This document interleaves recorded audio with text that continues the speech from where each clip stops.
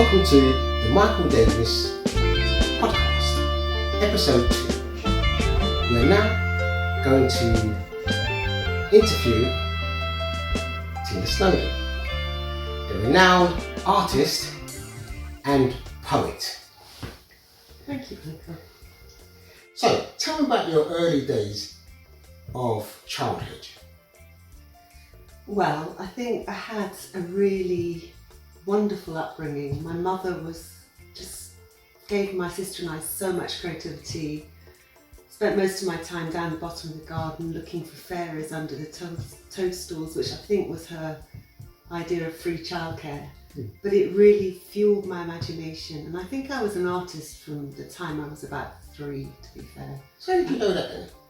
Because I lived in my imagination. I was a bit of a loner, which sounds a bit weird, but I was just happy because I could put myself in the realms of anywhere and create. So after you knew that you was destined to actually put paint to the canvas, how did your education go? Well, to be honest, I went to a pretty good school, but it went downhill because the art department didn't understand me. I wasn't very good academically, and at the age of 14, via my friend Trudy, I found reggae and dub reggae. Oh, interesting. And I just went down the realms of going to the dub night every Friday night. Then there was all the ska revival, the specials, because I lived in Coventry. So how old was you then? 14, 15. 14? Fake ID. Wow. But I knew the specials. I mean, my dad and the singer of the specials were drinking partners at the Phantom Coach, so they used to take me in the back of the van down to London to the gigs. Oh, so you used to be a roadie? No. I would go down with the singer's girlfriend's little brother. Oh, okay. But they looked after us. We were like the kid brother and sister. Yeah. But it was an amazing time, and I because they always supported Steel Pulse. I saw Steel Pulse about 30 times. Wow. So yeah, and then after that I decided to go to uni and study fine art. I wanted to be an artist then, I wanted to be in a band, but I was too shy. So what was you shy about? I've always been shy, always. I think that's why as a painter, it's just you yourself, it's a very individual thing, it's very solitary. But I used to love going to see bands, and I used to wish that was me up on stage. Wow, so you was destined to be on stage from a very early age. Yeah, but even like the specials, several of them, I think 2 or 3 members of the band went to Lanchester Polytechnic in Coventry. Oh, so you studied with them Horrace as well? did, Jerry Dammers was there, but they were a few years before me. So there was always a precedent, like fine art was the... Oh, so you had a connection with them anyway because of the art? Yeah. I mean, I decided I wanted to do a degree where there was as little written work and examination as possible. And I'd already visited the Lanchester Polytechnic with my fake ID. And I saw them all having student sit-ins and smoking their weed, and jazz musicians coming into the studios. The spaces were massive, free materials. Thinking, this is my kind of degree. This is what I want to do. So after your education and you got your degree, what happened then? Well, just before I went to uni, I went to Mexico, and I loved the art there and the culture, and apparently I've got a touch of Mexican in me some generations back in my ancestors, so I just felt a connection there. That really fueled my art at uni. And then after uni, sadly my mother passed away just after my degree show, but she always wanted to go to Kenya. So myself and a friend, we went off to Kenya to research really the art, but we ended up living with a remote tribe. It all happened spontaneously, and I was mainly looking after 40 children in the village, and got initiated into the tribe. Did very little drawing apart from a few watercolour sketches, but just to embrace the music, the culture. And when I came back... Was you teaching there? No, just travelling and I was learning. I mean, I guess, I wasn't really teaching at all. It was just the most amazing experience. Living without water, electricity, in a mud hut, goats wandering in and out. It was just very, very different. Came back to Wood Green and that was a culture shock. I was depressed. I did not want to be back in London. And then things changed. I met somebody, I settled down, I had 2 children, 2 beautiful children. Stopped painting because it was impossible to do oil paint and have young babies around. And I started writing poetry. Okay, so you started writing poetry about what? It was really weird. The first poem I ever wrote was called Love is an Eclipse of the Heart and Soul. And it's still a poem I perform today. What's it about then?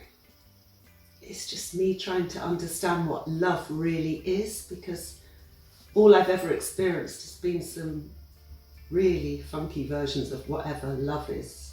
I now realise love is about self-love, and until you find that, you can't project that out to others. Once you find that spiritual fullness and happiness and love within, it's like a light and an energy that projects out of you.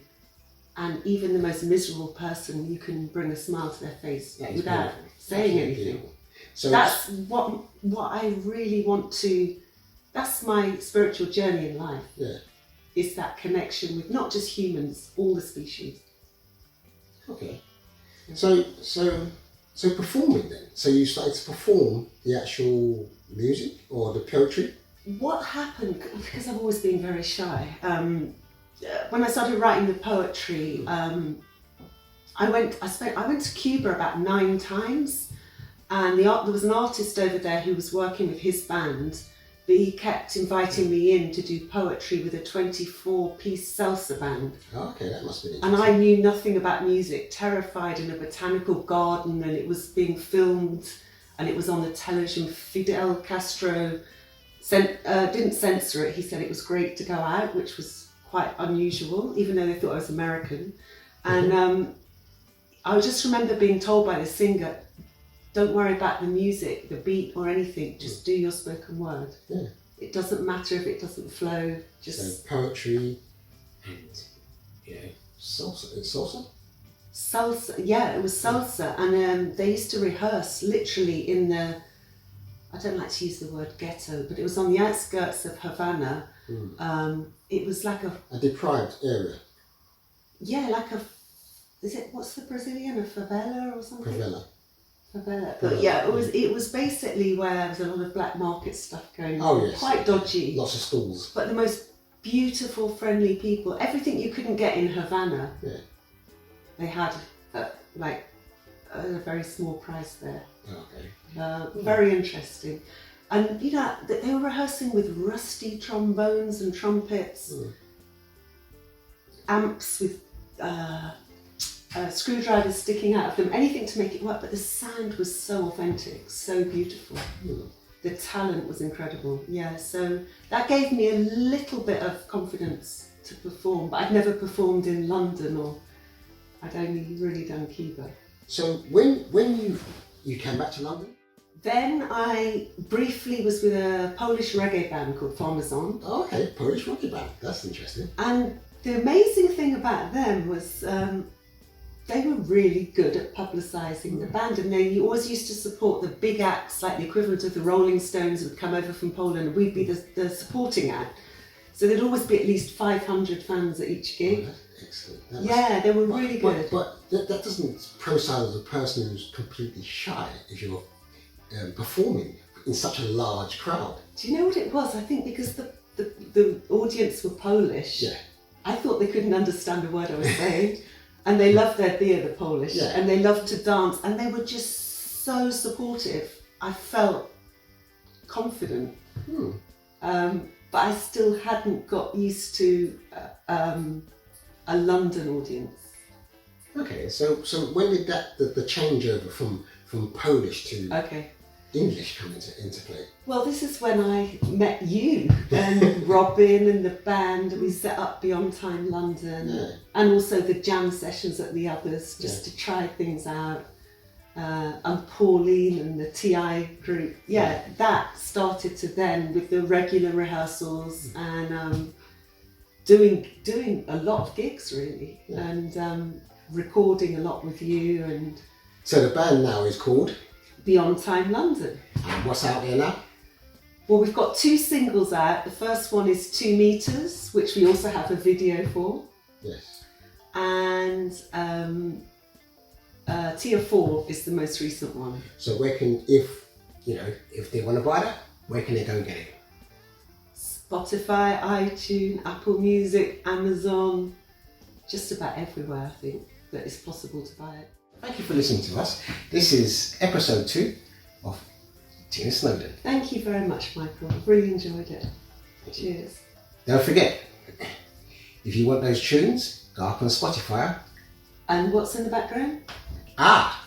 Look at this is the artwork of Tina Snowden. So you can actually see it all behind me. Tell me about this artwork behind me.